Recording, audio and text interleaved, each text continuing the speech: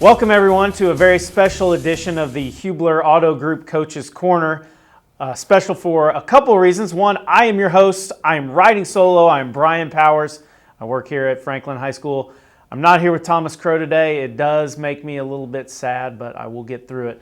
The reason it is so special is we have with us today a very special guest here on the 25th anniversary of the semi-state basketball team from 1997, the head coach, Mr. Dave Clark. Coach Clark, thanks for joining us. Well, thank you, Brian, for having me. Yeah, now Coach Clark was here from 1994 to 2011, 6 sectional championships, 1 regional championship, and what I remember you most for is you cut me twice. Now, I don't know what that was all about. This is actually, we're not going to talk anything about that team. We're going to talk about why you cut me and what I need to work on. Well, you know, that's probably par for the course there, Brian. But yeah, well, I have to apologize for that. It was a pretty tough environment back in those days. So listen, when you're 5'8", not very fast, can't jump very high, not the greatest of shooters if it's not in your backyard. Completely understood. But if I remember right, you were a pretty good open gym player, though. That was the best. I was intramural legend. I was 15-1 in intramurals in 2 years, 2 championships. Right. So it's not quite. You made me look bad. No. So once again, thanks for coming up here. Why don't you just tell everyone kind of what you're up to right now? Well, of course, I'm retired here now and live in Bloomington with my wife, and so we're both from there. So it was nice to kind of get back there. My mom's 93 years old. My wife's parents still living, so we get a chance to visit with them. And then I have season tickets to IU basketball and football games, and I'm on a couple of committees for the Indiana Basketball Hall of Fame, and I'm also going to do some work for the Indiana All-Stars there, trying to get together the alumni, the former players and coaches, and try to get them to come back to every 10-year reunion for that. So I kind of stay involved that way. Yeah, you're busier, probably busier now than you were as a coach and a teacher. Well, a little bit, but I still got time to play some golf and go to some games, and so. Yeah, good. Well, that's what retirement's all about. That's right, yeah. So when you came here, obviously, why don't you just kind of go over a quick overview of how you got to Franklin High School? I mean, you had a great career even before you were coming up there. So. My first head coaching job was at Switch City. It's a small rural school, about 120 in the high school. I think the last year I was there, I was the last coach there for 4 years, and then that consolidated into White River Valley, which was a big break for me because, of course we were a school, went from 120 to 320. It took 3 high schools together. Yeah. It was Worthington, L&M, and Switch City. And so we had quite a bit of run there. We were 92-14 during those 4 years, and won a couple regionals, and went to the semi-state 2 years in a row. Did you coach Jeff Oliphant, or were you after him? I was after Jeff. Him. Jeff played at L&M with his dad. Yeah. But okay. that was back in the kind of the mid '80s. This would have been early '90s. Okay. So we had Jeff come back and talk to the team, during that time. So, we lost to. We made it to the Final 8 that year in '93. We got lost to Jeffersonville. In that particular year, we played in the Hall of Fame. We also went to St. Louis and played in the KMOX shootout, which we had to get special privilege to do that because it was over 300 miles to get over there. But we actually took 3 days off of school, so that really doesn't happen nowadays. Yeah. But so we got to spend pretty much the whole week, 3 days in downtown St. Louis, and so that was kind of cool. And then we played in some shootouts. So we played a pretty good schedule that year, and so that was a year, like I said, we were ranked, and so we had some success there. And then the year that I got the Franklin job, I was selected as one of the assistant Indiana All-Star coaches. And so, that kind of helped me to get the Franklin job. If at a small school, your talent pool kind of runs out eventually. Right. So it was a good break for me, and so still keep in contact with a lot of those guys too. And but I came up here and interviewed with Dr. Vanderbush, and it's kind of an interesting interview because normally when you interview for a job, there's several different committees you go through, and Dr. Vanderbush and Noel Heminger and Ted Server, they were really the three that I just talked to, and they were just and I came up a couple times for a couple of interviews, and I guess they kind of liked what I did there, and so got kind of a late start that summer because of the All-Stars. We had 2 weeks in the All-Stars that summer, and Jake and Michael and that group there were actually freshmen when I came here. Me. That's right. That's right. I can't forget about that. I was 5'1" at that point, so I had kind of a growth spurt when I was in high school. But started there in the 94-95 school year. Yeah. What's that first year? You guys won a sectional championship. You had a good group of seniors, Randy Phillips, Bart Hunter, or a couple that I remember. Brian McMillan, I think, was on that team as well. And David Hukin. Yeah. And Brad Mossberg. Okay, yeah, and he was the starting point guard. Right. Yeah.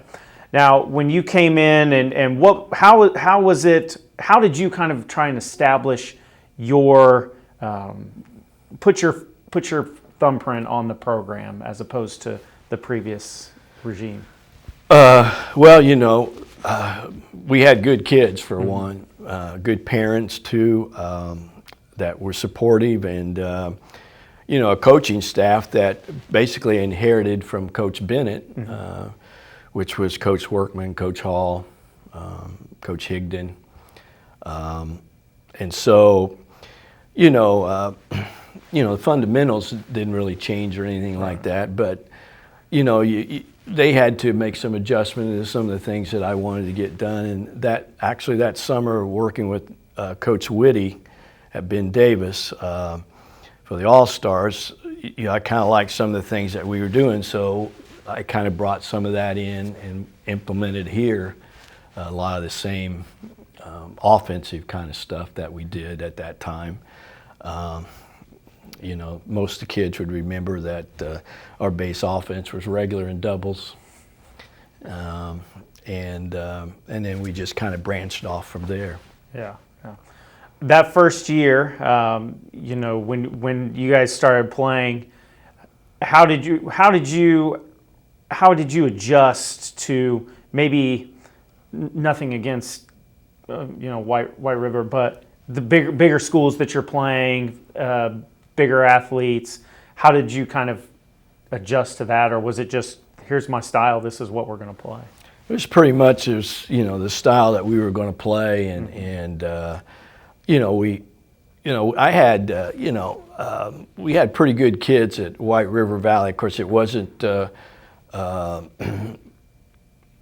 weren't quite as athletic as the kids that you would have here or play against, and I just remember Coach Springer at Southport when he was there. He says, "Now you're not going to be playing teams like such and such. You're going to be up here with the big boys, So, but I kind of took that as a challenge too, we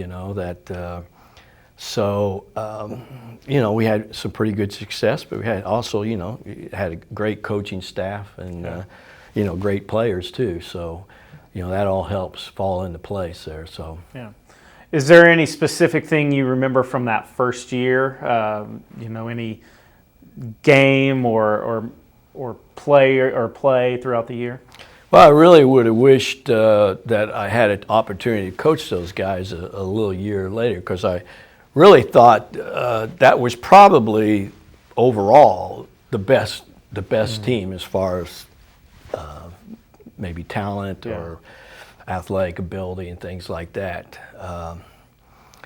maybe not necessarily the hardest working team, but had a lot of talent. And I wish I had a little bit more time with those guys. They were a good group of guys, easy to get along with.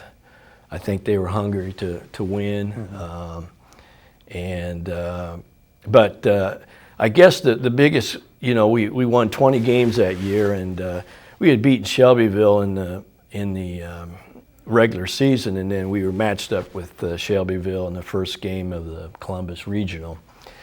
And it ended up being a shootout at the OK Corral. It was like 94-88 or something like that. It wasn't an overtime game or anything. I mean, it was just 3-point barrage by both teams there. And it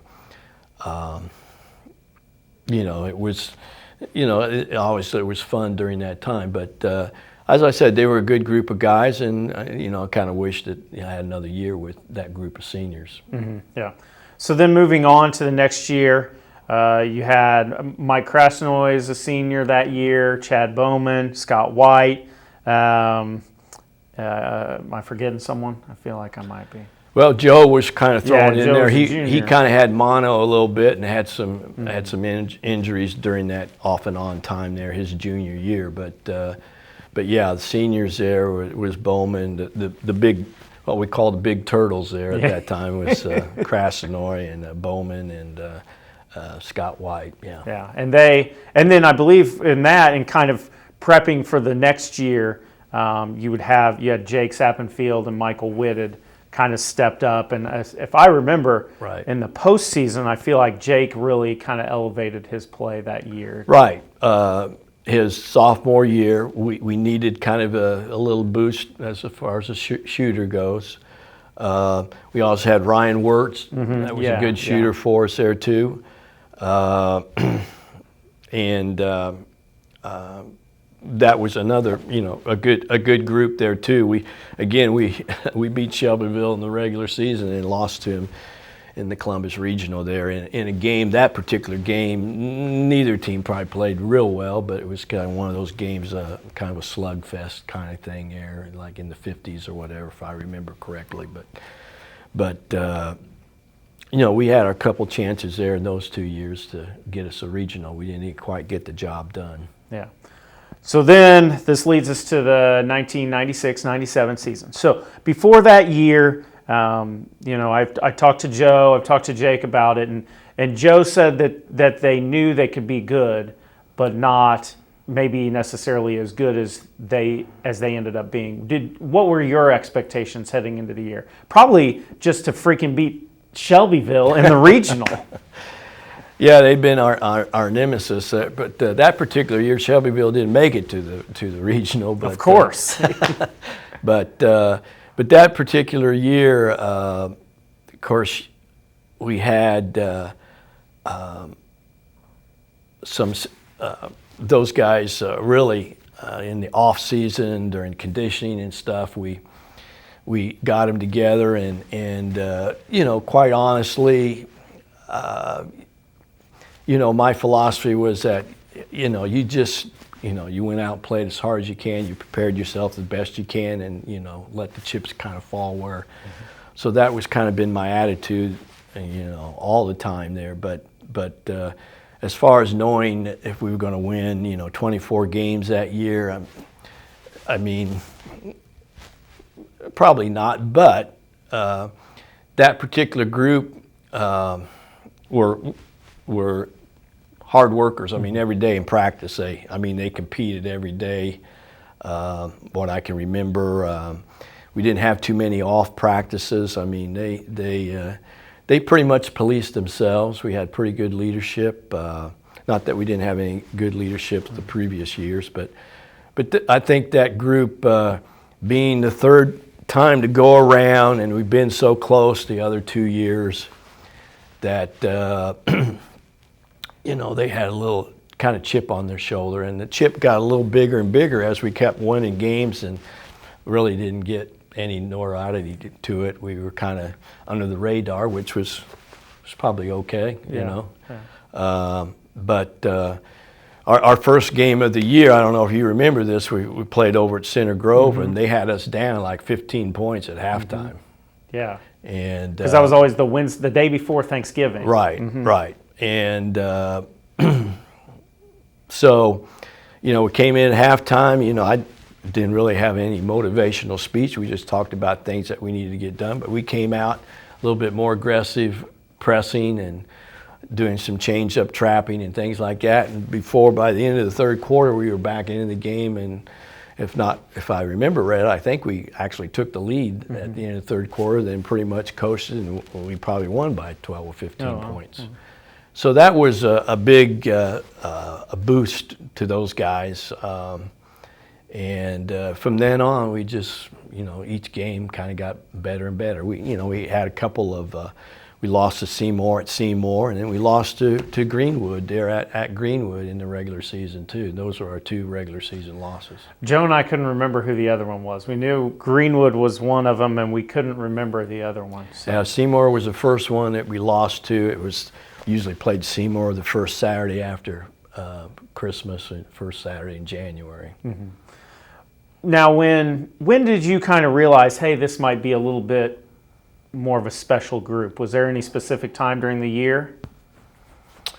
I asked Joe this, so we'll see if your answer is similar to his. Well, as I said, it's nice that as a coach that you don't always have to do the policing and do the motivation all the time. They were pretty self-motivated. Mm-hmm. And I contribute a lot of that to, Mark was that way. They really were all that way. But they kind of policed themselves and got themselves ready. And they did things together. Mm-hmm. They'd meet like maybe down at Don and Donna's or whatever before a Saturday game, or they met at somebody's house after a Friday night game. So they did some things off the court together, and they were a pretty close knit group of kids. Mm-hmm. So from that standpoint, it made it special. Like I said, practice-wise, I mean, it was pretty competitive. I mean, they went after each other, and if somebody was kind of loafing or dogging it a little bit, they would get on one another. So that's always nice, to see that when the coach doesn't always have to do it. Joe mentioned the Martinsville game as kind of when you guys were looking around like, oh, okay, actually we're a really good team, because he said Martinsville was a pretty good team, and you guys just went there and just kind of pretty much smoked them. Do you remember that game? Oh yeah. The game was it's kind of one of those games that everything fell in place. The way Martinsville played, they pressed and they got up and down the court, and we were pretty well prepared for that, and we just shot lights out of it. Broke the press and hit layups, or Joe got a dunk, in that game. And it was like 50 to something to 14 at halftime. Right. And so I think we ended up scoring over 100 points that game. Yeah. And the thing about that game too, another side thing about it, was that there's a book that came out. Bob Hamill wrote it. Yeah. And that basically he wrote about that game in that book. And we talked about, that was a time when there was discussion about single class or class basketball, and so he was a promotion of just single class basketball. So that's kind of what that was about there, and so that was kind of cool. Yeah, there were 2 books that year. From that year, there was Where the Game Matters Most, right, and then Bob Hamill's book, which I don't remember, but I can't remember the title. I read both of those, so those were, because that was such a special year, with it being the last year, right, and such a divisive year. I mean, that was. People don't think probably understand right now, because it's just the classes are the way it's always been. But that was such a huge topic back then. Right, and it was obviously a fun time. The community got behind us, and the billboards around town, and was cool, and we had a pep station and all that, which teachers kind of dressed up as cheerleaders, if you remember. Yeah. Brett Bardwell was Steve Mast, I think, and D Hart. Yeah. Drent. I don't know if Drent did or Yeah, I can't remember all together, but I remember Coach Hossman getting out there on his guitar and playing a sectional song for us there. So yeah, it was, and they had a proclamation of Franklin High School Day or whatever, which was nice. So yeah, it was big doing. So it was special. Before we get kind of into the postseason a little bit, I want to send a phrase to you and kind of see if this brings back any memories. Face paint. Well, I was waiting on that question there, Brian. See, I'm waiting on Joe Hoagland to come run in that door and smack me in the face saying face paint. Well, as I said, I saw your interview. I think it came across on Twitter or someplace. Somebody posted it, and I saw your interview with Jake, and I know Jake was talking about it. And by the way, my face does get a little red, but not quite as red as Jake kind of said it does. But what I can remember, and there again, I had so many other things on my mind besides face paint, but yeah, they would constantly say that, especially in pregame warm-up or sometimes in practice, But my take was that we would talk about game face or something, and that was kind of a little, I guess, take on my little speech about have your game faces on and whatever. I mean, that was my take of it, but. Yeah, I think Jake said that it was that, and he was trying to kind of say that during a workout, but it came out as paint your face, and then they had seen the way they said it was based off of an AAU group who I think they had seen play, and they said something, I forget what Joe said they said, but they said it face paint, and that's how they said it, and it was based off of the AAU. So. Well, in the video that Brett, you could hear him say a lot of times. Yeah. And Joe said that there was one time when you were talking and you said something like, you guys need to be more worried about playing hard or something like that as opposed to painting your face. And they all started laughing, and he said he got so mad at us, and we finally had to explain, this isn't about you. I don't quite remember that, but that could very well be. But yeah, I mean, we had, at least I thought we had quite a bit of fun, that year, and we did a lot of different, things with them. Well, it's just that camaraderie that helps build the team. I mean, Joe even talked about how the leading scorer was like Mark Pitcher, who had, I think, averaged 12 or 13 points a game. He said such a big part of that group was nobody cared who got points. Well, all five of them, all five starters, and when I say five stars, you had, of course, Michael Whitted and Jake Sapfield were two juniors there, and then you had Travis Jones, Joe Hoagland, and Mark Pitcher, and another guy who was kind of an unsung hero was really our sixth man was Aaron Parker. Yeah. The enforcer. Yeah, that's right. And he played a big part in, Joe got in foul trouble in the Triton Central game in the Columbus Regional, and Aaron came in and made some tough shots and tough plays, and really was a big contributor in that game and other games coming off the bench there. So then, it was nice, we had a guy in the middle, we had a point guard that could distribute and was pretty athletic. Then you had two wing shooters, and Jake and Travis, that could keep the defense honest. And so from that standpoint, we were kind of tough. And like I said, all five starters were averaging double figures. And I think Travis was actually the highest, had the most, I can't remember, 13, 14 points. But the rest of them, again, 12, 13, 11. Yeah. So going into sectionals, you guys beat Greenwood, and then on Saturday for the sectional championship, you beat Whiteland.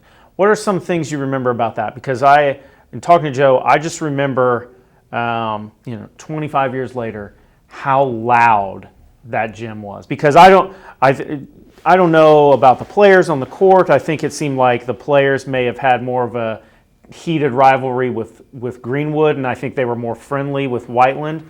But I know the fans didn't like each other. I just remember that gym, and it was just 2 hours of screaming, and it's so hot and it's so loud. What do you kind of remember?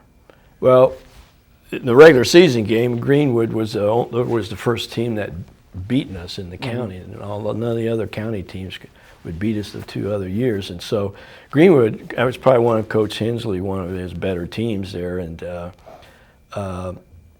but that particular game, yeah, I mean, in the semifinal, we had beaten Ron Colley pretty handily there in the first game, and then that Friday night game was a Greenwood game, and I just remember the opening part of the game there. I mean, both teams, I think, opened up with 3 straight 3-pointers at like 9-9, just like that. I mean, and it was, like you said, pretty intense. The crowd was into it, both sides. Greenwood, Franklin, wasn't a whole lot of love lost there, and of course, like I said, with them beating us in the regular season, added a little fire to us there, but it came down to the last play of the game was I can't remember what Greenwood player had the ball at the particular time, but I think it was Michael Whitted that kind of stripped the ball, and time was running. It was a tie game at that time, and they were going in to score, and Whitted made a play and stripped the ball and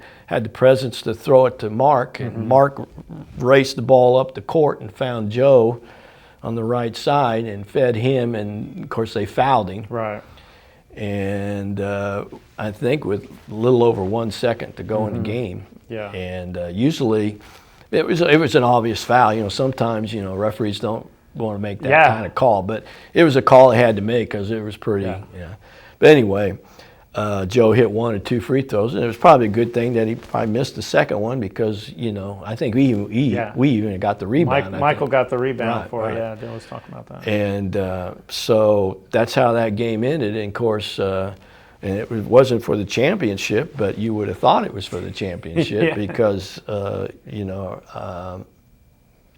kids were pretty excited, obviously. So, and then Whiteland had a pretty decent team that year too, and I think we ended up beating them by 7, and I just remember kind of got our guys together and said, hey, go over there to the crowd, and they all ran over the crowd. I wasn't expecting them to jump on each other over there, but next thing I saw, Pitcher and Hoagland, all those guys jumping on student body over there.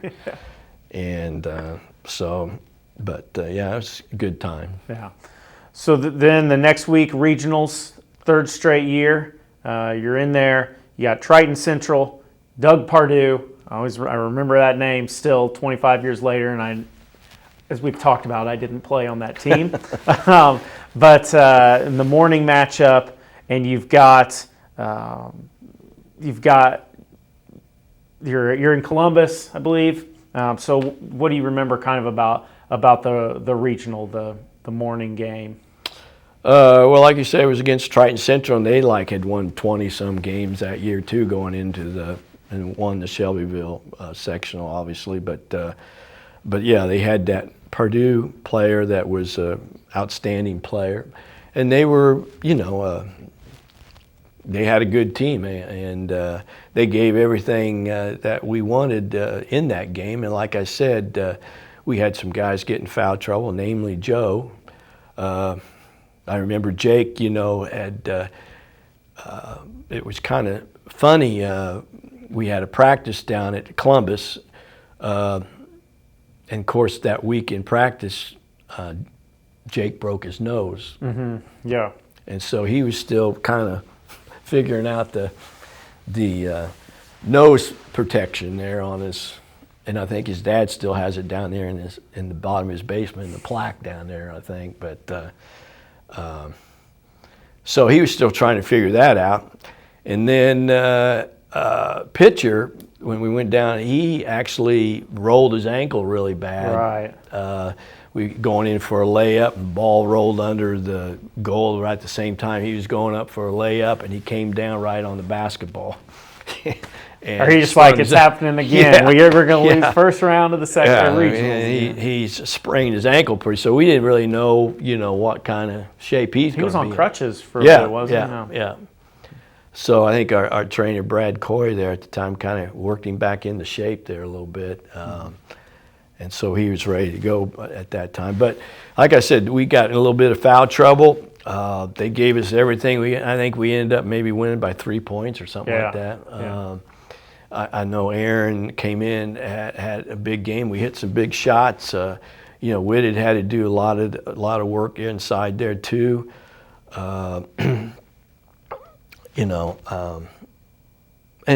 had another key. We had some good sophomores in that group, and we also had, David Bullington and Jeremy Reese were two juniors that are on that group that came in off the bench and gave us good minutes there too. So that's kind of what I mainly remember about the Triton Central game. Right. I mean, it was kind of a physical game. Yeah. Then the evening you come back for a chance at a regional championship.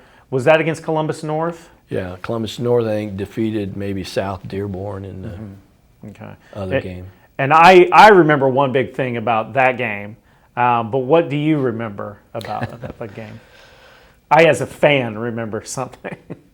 Because I remember at the end, Mark hit a shot, hit a bank shot with about, I don't know how much time was left, but we thought the game was over because the fans rushed the court, and then they had to get him off because I don't know how much time was left. But talking to Joe about that, and I don't know why I remember this stuff 25 years later, but I guess I love basketball, so that must be it. But Joe said that the Columbus North coach wanted a technical foul called on the Franklin fans. Do you remember that? Yeah, a little bit there. But the clock, if I'm not mistaken, I don't know if it did actually stop. I don't know if it did or stopped or not. I can't remember. I'm saying it went off just because. That gets rid of all blame on us. And I just know that, again, a close game. Game was tied. We had the ball in the last possession. I think we held it for over a minute or so. We were kind of working the ball back and forth, and we were going to go for the last shot. And really, Mark made a play there and a little pull-up jump shot there at the elbow, I think, and knocked it down. And Bedlam really went after that, like you said there. Yeah. And I remember the fans rushing out. And then after the game was officially over, the fans came back out again. So we did it once, we'll do it again. Right. Yeah. So that was cool too. So you got that regional championship finally. You're headed to semi-state, playing at Hinkle Fieldhouse. The morning game against Newcastle, #1 team in the state. You're prepping all week. What are you telling your guys? Well, actually that week I went up to Lafayette and I met with Coach Hamill. It was a coach of Lafayette, and he'd played Newcastle, and we had some film on Newcastle. And one of the things that he said that they kind of had trouble with a 1-3-1, and so we kind of worked on a 1-3-1 where we did play a 1-3-1, but this particular 1-3-1 we trapped the corners, but we kind of what we called lane in the top there. We just kind of try to keep the ball in front on the top, but we tried to trap it. And I contributed that to, if you play at Hinkle in the afternoon and you got the light coming in on the floor, and it's just a different type of look and atmosphere. Newcastle kind of went stone cold, and they kind of got a little frustrated there, and our kids, rose to the occasion, and we defended them really well. And Joe and all of them there had a good game. In particular, Joe in that particular game. That he was pretty much unstoppable in that particular game inside. Yeah. But that's kind of what I most remember there. And the other thing is, I know the week going had a kind of a press conference, media day, And I know the Delta coach and myself, we were all sitting at a table, and all the media outside the local medias would come and talk, but none of the Indianapolis media would come talk to the Delta coach or myself. They were there talking about Newcastle and Cathedral. They were the favorites, right? And of course, both of them gets beat, and so that was kind of sweet there. Yeah, you know? Yeah, I mean, and we had a great fan following. You know, that whole section over there on the other side was full with blue and white. Of course, the Newcastle brought a great crowd too. It's always, to me, that it was so kind of like a perfect day, I guess, as a 17-year-old for me who grew up watching Indiana high school basketball. IU, I'm there in Hinkle Fieldhouse. The lights are coming, lights shining through, the sun's shining through. It's packed. Jerry Baker's on the mic. I mean, it was, and watching people who I grew up with, it was an amazing moment. So. Yeah. And I guess the other thing there too was, you know, our kids, as I said, were fired up to play them, and being the number one team in the state. I think they were number one in one poll and number two in the other poll.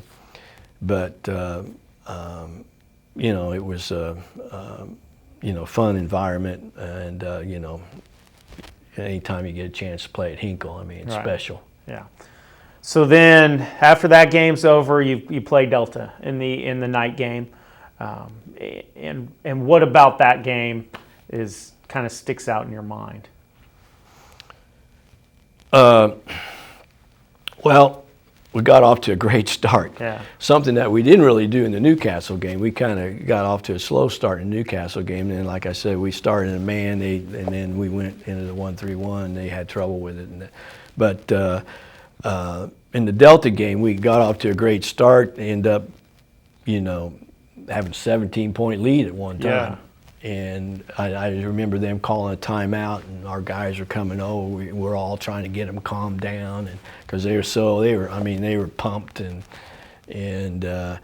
I think we just had stole the ball. We made a couple passes, and Hoagland just finished with a dunk shot, and they call a timeout. We're up 17. Of course, it was still in the first quarter. Right. First quarter.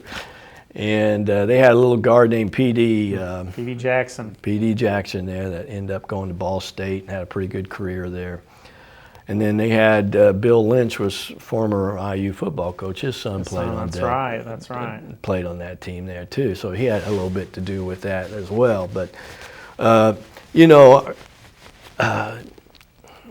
playing the second game, the first game went longer than expected. Didn't go into overtime, I don't think, but just went longer. And then our game went long, so we didn't get out of there till real late.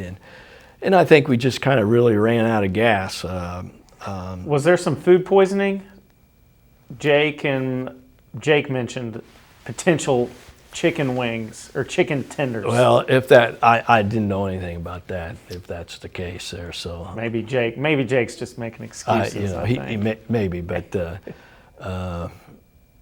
no, I didn't know anything about that. But you know, we were kind of rushed. You know, they probably only went back to the Holiday Inn at the airport, and maybe had an hour and a half, maybe after we ate, to get off our feet, and then we were back on the bus, and had to get back to Hinkle, basically across town to get to Hinkle. That's a weird place to put you if you're playing at Hinkle and they got you staying. Well, there wasn't really any other place, That's right. Noel took care of all that, and did an outstanding job. I mean, I'm sure that it's hard to get everybody as. Yeah, I guess if you got that many people, anybody tickets, and the coaches' wives get so many, and then you got people that you need. So he had a tough job that week. Oh yeah. Now, obviously the game didn't turn out how you wanted. How often do you think about that Delta game? Oh, I still have the video game of both the Newcastle, and I'd much rather watch the Newcastle tape than the Delta. But yeah, I mean that. For me, it was kind of. That was also the year that Bloomington North, my high school, won the state. So we had a chance to go to the state and possibly play them.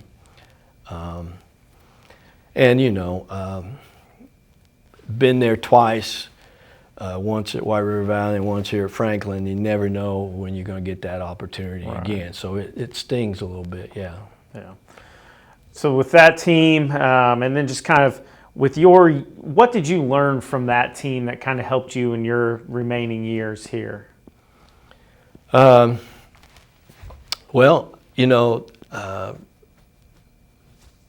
kids that we had, we had some really good years. We also had some down years too. And I think the biggest thing is, the type of kids that you have and how willing they are to get coached. I mean, sometimes I may not be the easiest person, to be coached by, because sometimes it's a little tough love at sometimes. But I've always told them that, if I didn't get on you or didn't point out things, then I don't really care anything about you. I'm trying to coach you, and so yeah, there's a little bit of tough love. So you kind of learn the best you can about how you deal, what buttons to push, and things like that. But like I said, that particular group, and we had other groups too that did what you wanted them to do and do things the right way. So that's probably what the most proud things about it, coaching and so forth. Well, thank you very much for your time, Coach Clark. I really appreciate it. I know you've got an important lunch to get to, kind of probably rehashing some of all this with Coach Hall. But well, I appreciate it, Brian. I really appreciate the opportunity, and and really appreciate Mr. Doty putting this together this weekend. So looking forward to seeing everybody. I keep tabs with some of them there on Facebook and kind of text back and forth a little bit too, so it'll be good to see everybody. Hopefully everybody can make it. Yeah, it'll be a good time. Once again, Dave Clark, head basketball coach at Franklin Community High School from 1994 to 2011, won 6 sectional championships, a regional title, won by his estimation over 1,500 games while he was coaching here at Franklin. I'm not sure if that counts right or not, but it seems. As I said there, Brian, I could have used you a few years ago. Yeah, I should have been your PR guy. That's what I should have done. That's right. So once again, thank you so much, Coach, for joining us. We really appreciate it. I am Brian Powers, and this has been the Hubler Auto Group Coach's Corner. Hubler is proud to be the official sponsor of Franklin Athletics. Score massive savings on all your favorite brands. Plus, get our 10-year, 200,000-mile warranty included. For all auto needs, just click drivehubler.com. Let's go, Grizzly Cubs!